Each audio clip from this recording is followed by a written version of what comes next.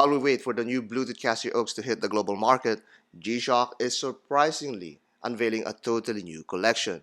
Stay tuned as we examine the GA-B001 and what this could mean for Gshock. G Central published a new article about a new collection in the works for Gshock that seems to be, initially, a reimagining of their Jason Gshock. The DW001 and later remade to the G001 was one of the first G-Shocks that used a unique case and band design to protect the module. This is nicknamed the Jason in reference to Friday the 13th's Jason Voorhees. It oddly looks similar to his iconic perforated mask, and who can deny that similarity? However, a few days later, Morganpl posted in watchuseek an image of what the new collection is actually going to be. It does have the 001 serial, but drastically different from the original 001 line. The image clearly uses the GA prefix that Gshock uses for its analog collections, with a B initial indicating a Bluetooth function. Compare this again to the original 001 collection and you can clearly see the departure from its initial digital display.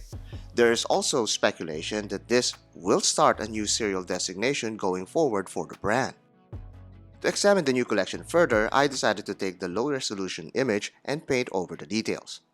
I started with its case contours and shapes, then painted over all the shadows to emphasize the bold features. Then I started adding the red parts of the watch that's visible from the dial and even underneath the translucent case.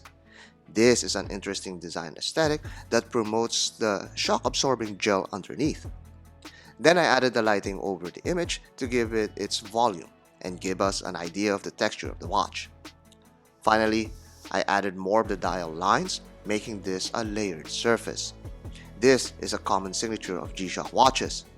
As we get all of the highlights on the smaller parts of the dial, we can now proceed to add some of the feature labels.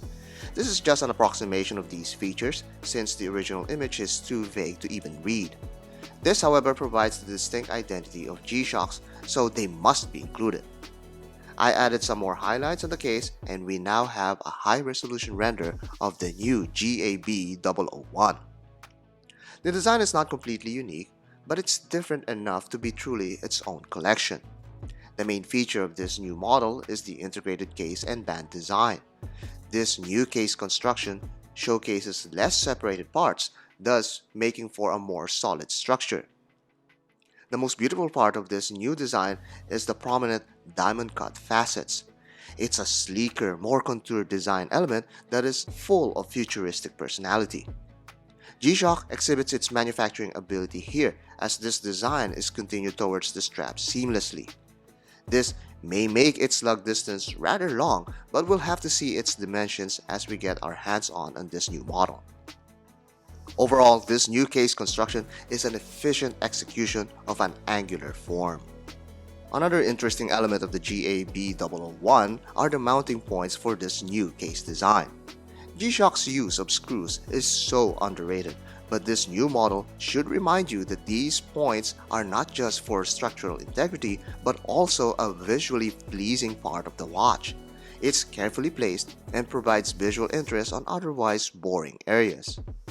Beside the 2100 models, the octagonal form is still somewhat present. Other familiar elements are there, such as the analog hands, dialogue display, which Gshock seems to love, and that sub-dial indicator. The 001 strays away from the execution, however.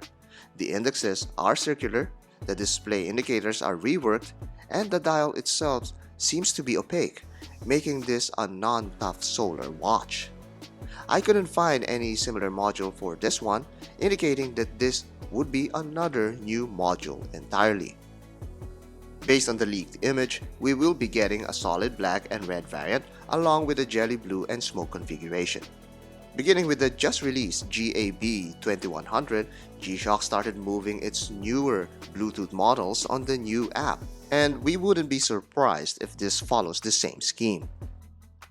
I think it's a well-proportioned and more visually interesting design than the CasiOaks. Can you imagine this in a full metal version? This could be Gshock's next big hit. This new Bluetooth Gshock without multiband nor top solar is seemingly geared to the sub $200 range. Now it's oddly similar to the CasiOak, but drastically different in design and construction. So what do you think? I'd like to hear your thoughts about this new GA-B001.